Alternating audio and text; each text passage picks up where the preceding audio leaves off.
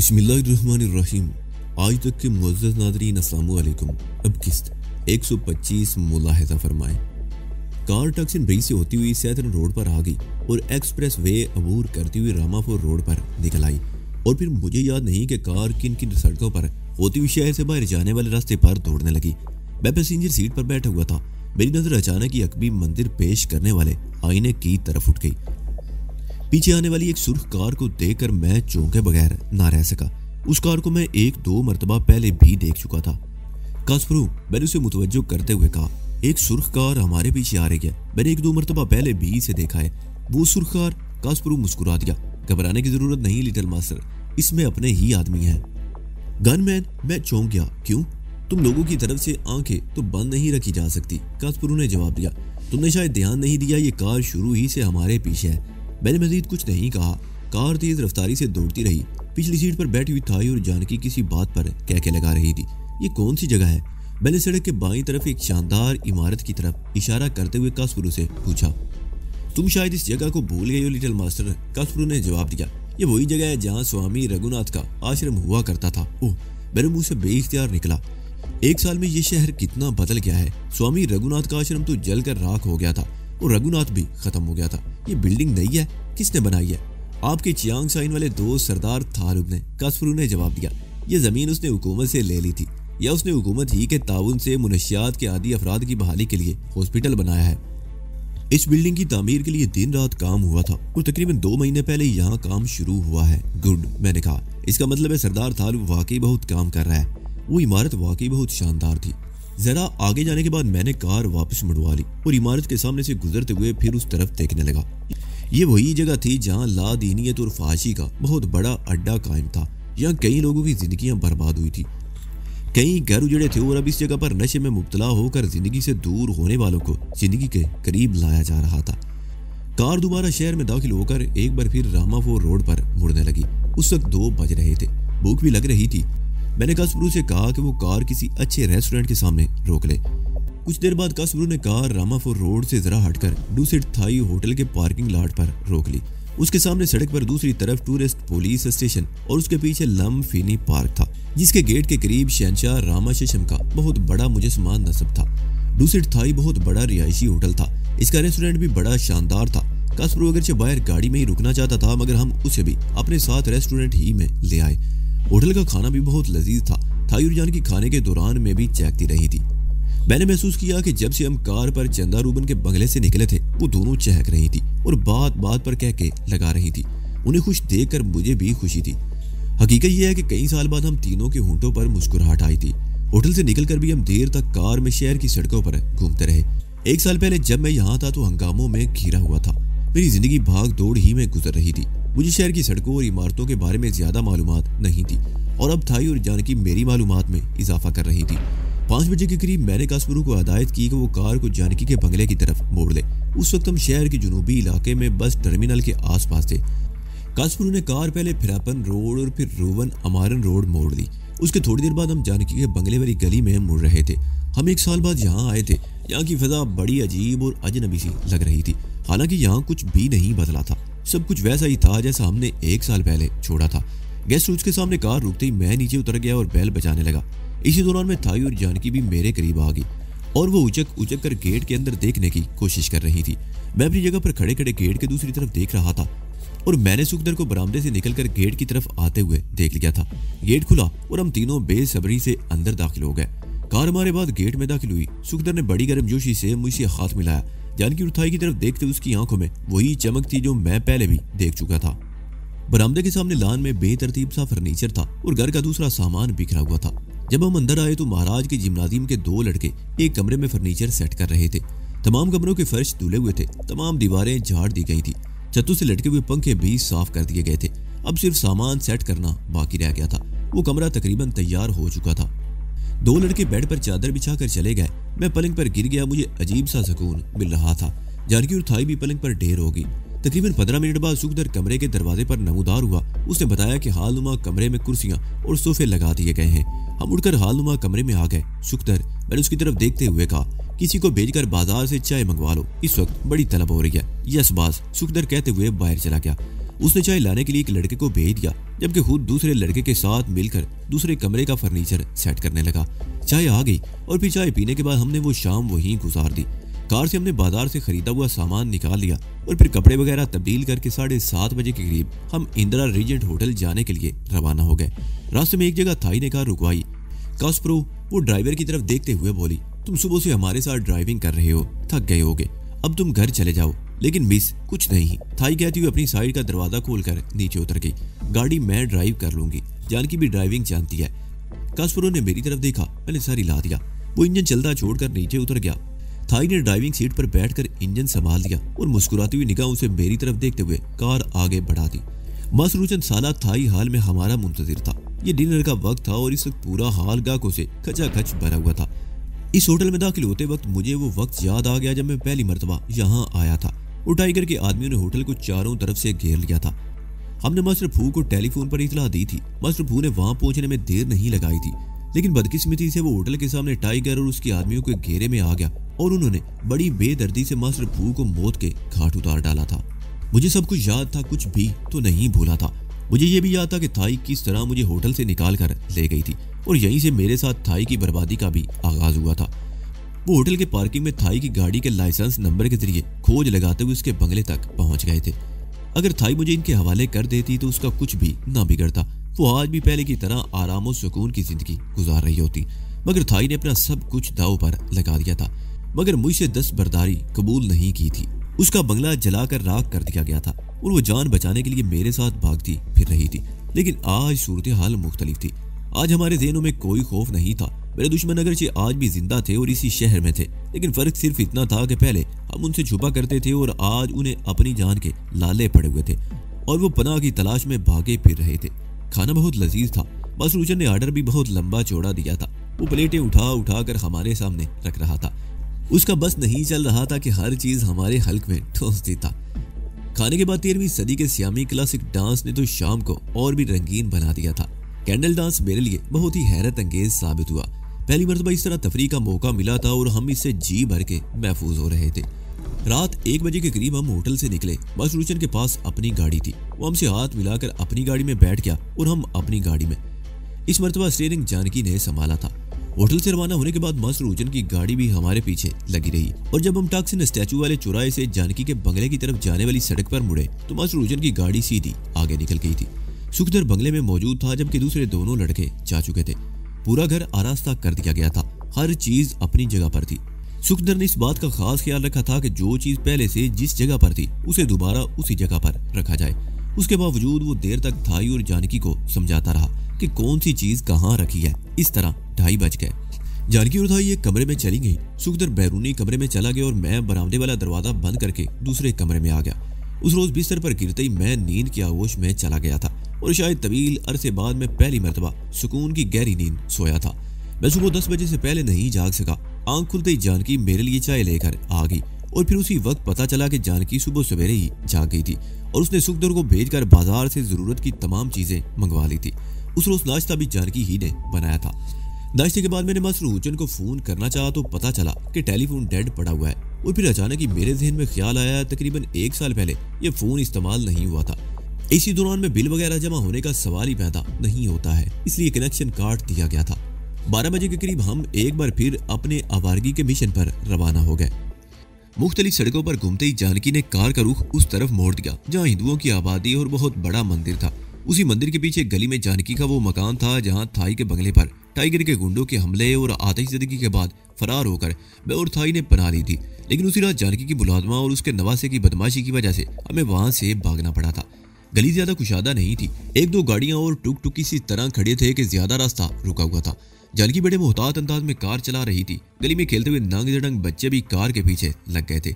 जानकी ने अपने मकान के सामने कार रोक दी। उसके साथ ही हम दोनों भी नीचे उतर आए और फिर अपने मकान की तरफ बढ़ते हुए जानकी ठिठक कर रुक गई। मैं भी रुककर उस लड़की की तरफ देखने लगा जो दरवाजे से बाहर निकल रही थी। उसकी उम्र 13-14 साल के लगभग रही होगी। सांवली रंगत, माथे पर बिंदियां लगी हुई थी। वो भी हमें देखकर ठिठक गई थी। उसने गहरी नजरों से जानकी की तरफ देखा और फिर पलटकर दरवाजे में घुस गई। कुछ देर बाद ये इंकिशाफ खासा दिलचस्प साबित हुआ कि जानकी के मकान पर किसी और हिंदू फैमिली ने कब्जा कर रखा था। یہ خبر بھی پوری گلی میں پھیلی ہوئی تھی کہ ڈاکٹر جانکی دیوی واپس آ گئی ہے۔ بہت سی عورتیں اس مکان میں جمع ہو گئی تھیں۔ اچھی خاصی بدمزگی پیدا ہو گئی تھی۔ مکان پر قابض ہونے والا ہندو ایک شراب خانے کا مالک تھا اور اس کے تھوڑے بہت تعلقات بھی تھے، اور غالباً ان تعلقات کی بنا پر ہی وہ مکان خالی کرنے کو تیار نہیں تھا اور الٹا جانکی کو دھمکا بھی رہا تھا۔ میں تمہیں صرف 1 ہفتے کی مہلت دے رہی ہوں، اگر تم نے مکان خالی نہیں کیا تو پولیس کے ذریعے سامان باہر پھینکوا دوں گی اور تمہیں بھی سلاخوں کے پیچھے بند کرا دوں گی۔ جانکی نے اسے دھمکی دی اور پیر پٹکتی ہوئی باہر آ گئی۔ وہاں سے ہم وارڈ ٹریٹمنٹ یعنی خانقاہ پہنچے۔ مہاراج ہمیں دیکھ کر بہت خوش ہوئے۔ باتوں ہی باتوں میں نے ٹیلی فون کی بات کی تو جانکی نے اپنے مکان کا مسئلہ بھی بتا دیا۔ مہاراج نے مسکراتے ہوئے ساری لا دیا۔ ہم رات 9 بجے کے قریب گھر واپس پہنچے تھے۔ اس وقت تک ہمارا ٹیلی فون ٹھیک ہو چکا تھا۔ یہ مہاراج کا کمال تھا۔ انہوں نے متعلقہ محکمے کو فون کیا ہوگا اور ان کو ایک ہی کال کی ہوگی اور فون بحال ہو گیا ہوگا۔ جانکی اگر ذاتی طور پر کوشش کرتی تو شاید کئی روز لگ جاتے۔ اس رات بھی ہم دیر تک جاگتے اور گپ شپ کرتے رہے، اور پھر اگلی صبح فون پر جو سب سے پہلی خبر ملی وہ یہ تھی کہ گزشتہ رات چیف آنگ پولیس کی حراست سے فرار ہو گیا تھا۔ یہ اطلاع ماسٹر ہوچن نے دی تھی۔ کیا کہہ رہے ہو ماسٹر؟ میں چیخ اٹھا۔ یہ کیسے ہوا؟ وہ کس طرح فرار ہو گیا؟ پولیس نے ابھی اسے عدالت میں پیش نہیں کیا تھا، ماسٹر ہوچن کہہ رہا تھا۔ دراصل پولیس اس کے خلاف ایسا کیس عدالت میں پیش کرنا چاہتی تھی کہ وہ کسی طرح بھی سزا سے نہ بچ سکے۔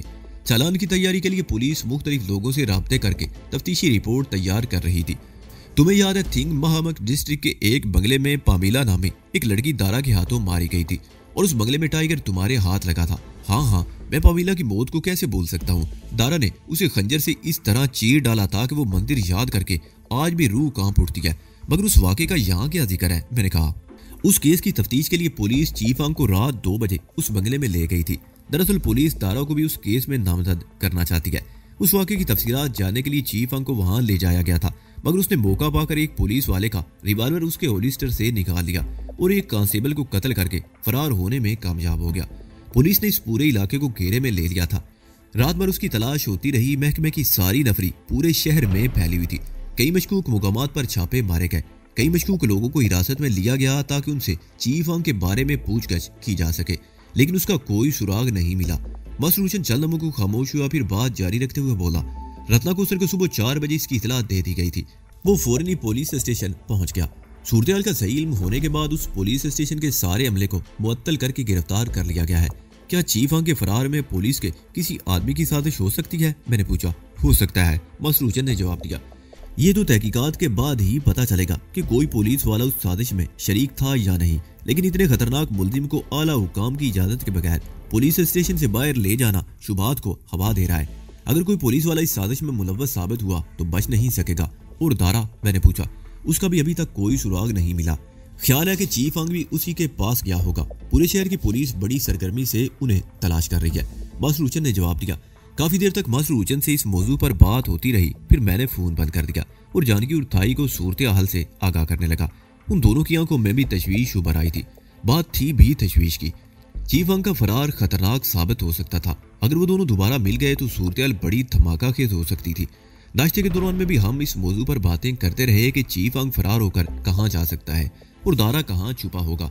اچانک میرے دماغ میں ایک جماکہ سا ہوا اور میں ایک جھٹکے سے اٹھ کر کھڑا ہو گیا۔ کیا ہوا؟ جانکی اور تھائی نے بیک وقت پوچھا۔ میری وہ پینٹ کہاں ہے؟ میں نے کہا۔ چندا روبن کے بنگلے سے یہاں آنے کے بعد ہم نے کپڑے بدلے تھے۔ میری پینٹ کہاں ہے؟ اس وقت گھر کا سامان بکھرا ہوا تھا۔ میں نے سارے میلے کپڑے اس کمرے میں الماری کے نچلے خانے میں ڈال دیے تھے۔ مگر بات کیا ہے؟ تھائی نے کہا۔ 1 منٹ، میں ابھی آتا ہوں، میں کہتا وہ کمرے کی طرف چلا گیا۔ یہ وہی کمرہ تھا جہاں سب سے پہلے فرنیچر وغیرہ آراستہ کر دیا گیا تھا، اور ہم تینوں نے باری باری اس کمرے میں لباس تبدیل کیے تھے۔ سب سے پہلے میں نے کپڑے تبدیل کیے تھے اور اتارے ہوئے کپڑے پلنگ پر ڈال کر ہی باہر چلا گیا تھا۔ آخر میں تھائی نے لباس تبدیل کیا تھا اور سارے میلے کپڑے اٹھا کر الماری کے نچلے خانے میں ڈال دیے تھے۔ میں نے الماری کھول کر نچلے خانے میں رکھے ہوئے کپڑے نکال لیے اور اپنی پینٹ اٹھا کر جیبوں کی تلاشی لینے لگا، اور بالآخر پچھلی جیب سے مطلوبہ چیز مل گئی۔ یہ وہی وزٹنگ کارڈ تھا جو مادام اوتوکو کے پینٹ ہاؤس میں دارا کی قمیض کی جیب سے ملا تھا۔ مس شیوانی، کک باکسنگ پروموٹر۔ میں نے کارڈ پر لکھا ہوا نام زیر لب دہرایا اور اس کارڈ کو چٹکی میں دبائے کمرے سے باہر آ گیا۔ یہ کیا ہے؟ تھائی نے سوالیہ نگاہوں سے مجھے دیکھا۔ یہ وزٹنگ کارڈ مادام اوتوکو کے پینٹ ہاؤس میں دارا کی جیب سے برآمد ہوا تھا، میں نے کہا، اور پھر تفصیل بتانے لگا، اور آخر میں کہہ رہا تھا مس شیوانی کک باکسنگ پروموٹر ہے۔ دارا کی جیب سے اس کا کارڈ برآمد ہونے کا مطلب ہے کہ ان دونوں کا آپس میں کوئی نہ کوئی تعلق ضرور ہے۔ ہو سکتا ہے دارا نے اس کے یہاں پناہ لے رکھی ہو، این ممکن ہے، لیکن جانکی کچھ کہتے کہتے رک گئی۔ لیکن کیا؟ میں نے سوالیہ نگاہوں سے اسے دیکھا۔ یہ کارڈ دارا کی جیب میں تھا اور اسے قمیض چھوڑ کر بھاگنا پڑا۔ جانکی نے کہا اسے معلوم ہوگا کہ کارڈ اس کی جیب میں ہے اور وہ یہ بھی جانتا ہوگا کہ یہ کارڈ تمہارے یا پولیس کے ہاتھ آ سکتا ہے، اس لیے میرا خیال ہے کہ دارا شیوانی کے ہاں جانے کی حماقت نہیں کرے گا۔ نادانستہ غفلت، میں نے کہا لوگوں کو اکثر یاد نہیں ہوتا کہ ان کی جیبوں میں کیا کچھ بھرا ہوا ہے۔ ہو سکتا ہے دارا کو بھی یاد نہ رہا ہو کہ یہ کارڈ اس کی جیب میں تھا اور عین ممکن ہے کہ اس نے مس شیوانی کے پاس ہی پناہ لے رکھی ہو۔ اس بات کو آج 4 دن ہو چکے ہیں، اگر وہ وہیں ہے تو اب تک اسے اطمینان ہو گیا ہوگا۔ ممکن ہے تمہاری بات درست ہو، جانکی نے میرے دلائل تسلیم کرتے ہوئے کہا۔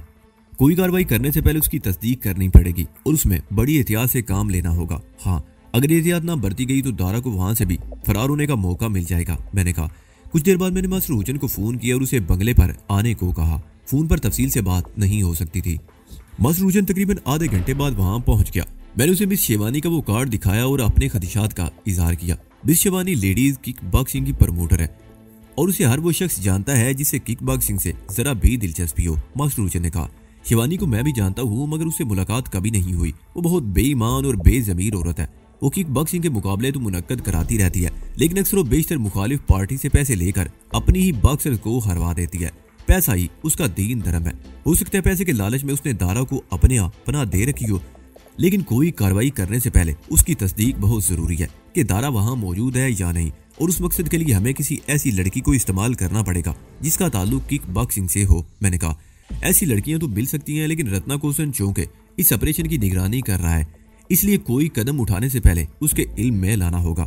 میرا خیال ہے تم فون پر رتنا کوسن سے بات کرو، اس کے بعد ہم اس سے مل لیں گے۔ ٹھیک ہے، نمبر بتاؤ، میں بات کرتا ہوں، میں نے کہا۔ ماسٹر ہوچن نے نمبر بتانے کی بجائے فون کا ریسیور اٹھا کر نمبر ملایا اور لائن ملنے کے بعد ریسیور میرے ہاتھ میں دے دیا۔ کال رتنا کوسن کی سیکرٹری نے ریسیو کی۔ میں نے اپنا نام بتایا تو اس نے فوراً رتنا کوسن سے لائن ملا دی۔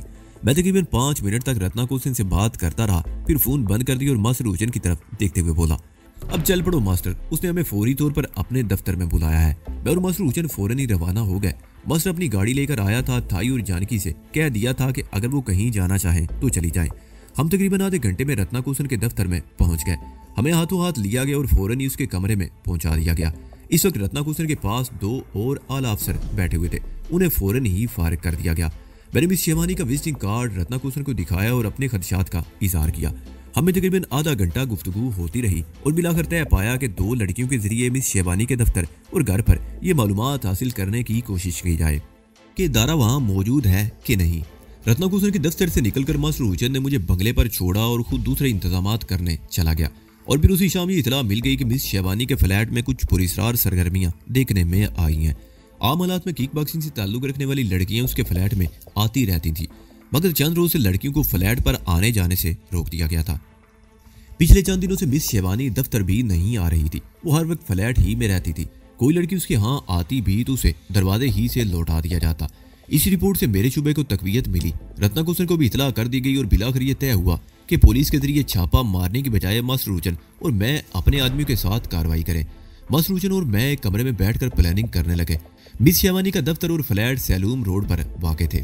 یہ وہ علاقہ تھا جس کے بارے میں کہا جاتا ہے کہ یہاں رات کبھی نہیں ہوتی، 24 گھنٹے لوگوں کی آمد و رفت رہتی تھی۔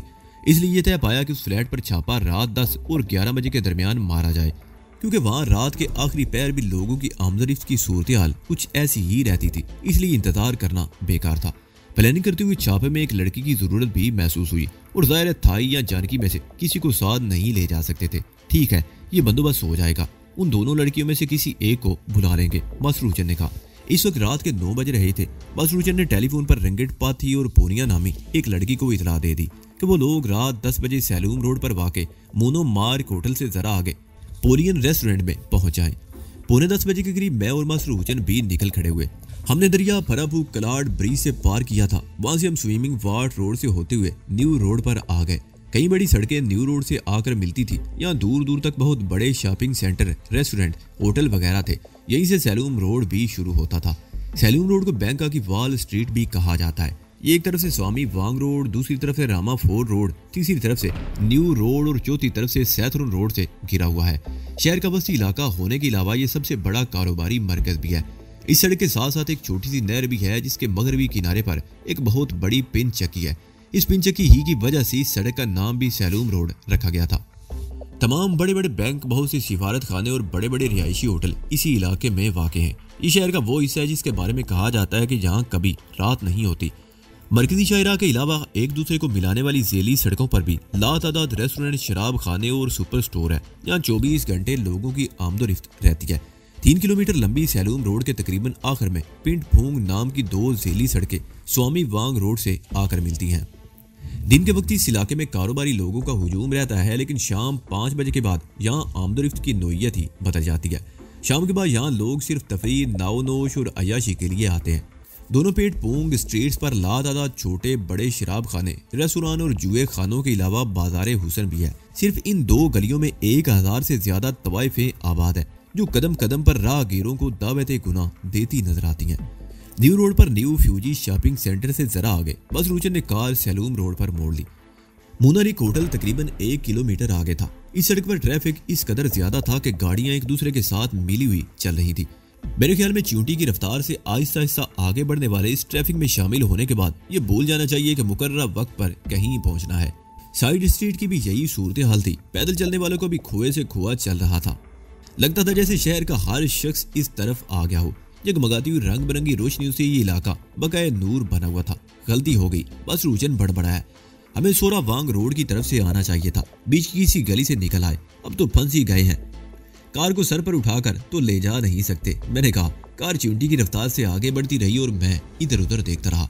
मैं पहली मर्तबा इस तरफ आया था। लोग किस तरह जिंदगी से लुत्फअंदोज हो रहे थे, जबकि मेरी जिंदगी मार धाड़ और भाग दौड़ में गुजर रही थी। खुदा खुदा करके हम किसी न किसी तरह मुनार्क होटल के सामने पहुंच गए। बस स्टैंड होटल से आगे निकलकर कार एक साइड स्ट्रीट पर मोड़कर रोक ली और इंजन बंद कर दिया। आगे पैदल ही जाना पड़ेगा, वो नीचे उतरते हुए बोला।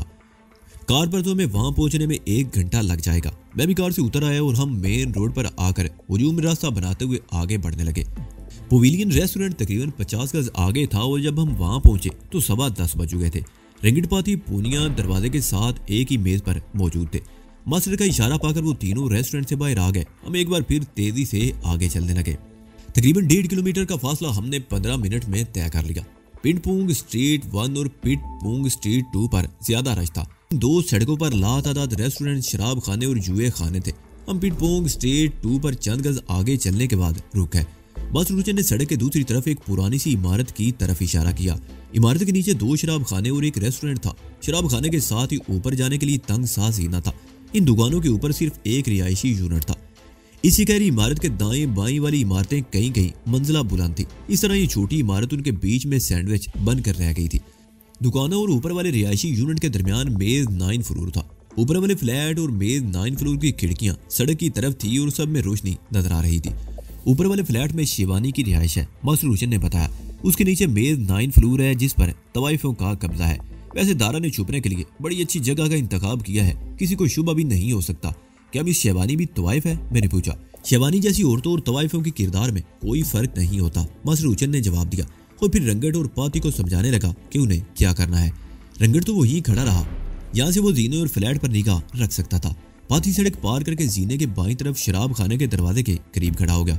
और तुम, मास्टर ने पूनिया की तरफ देखते हुए कहा, तुम ऊपर जाकर दरवाजा खुलवाओ और कोशिश करना कि दरवाजा खोलने वाले को 2-3 मिनट तक बातों में उलझाए रखो।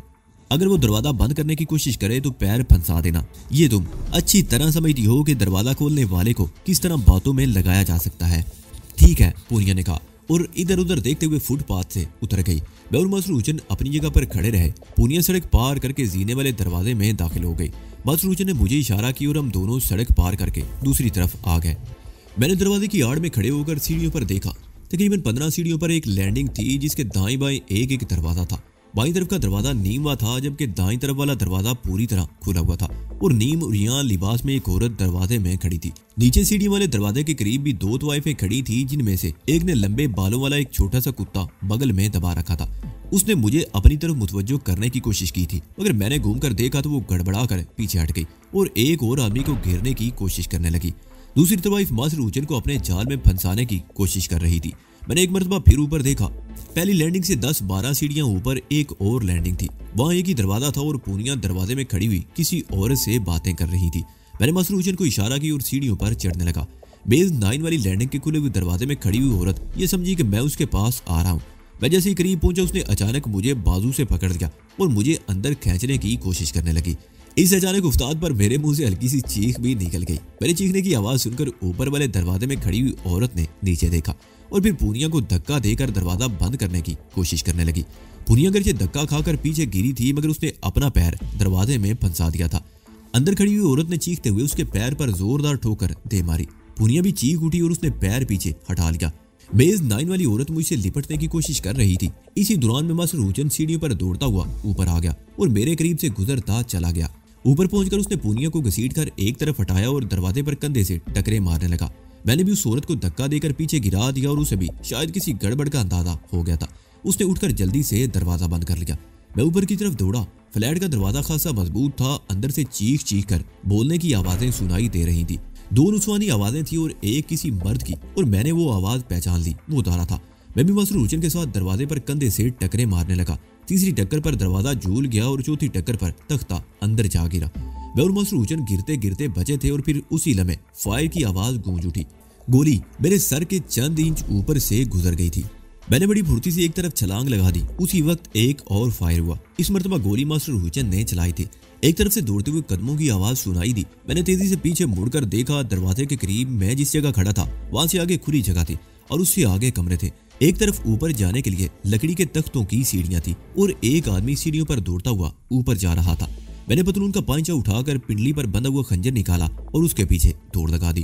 جب میں نے پہلی سیڑھی پر قدم رکھا تو وہ اوپری آخری سیڑھی پر پہنچ چکا تھا۔ وہ تیزی سے پیچھے مڑا۔ وہ دارا تھا۔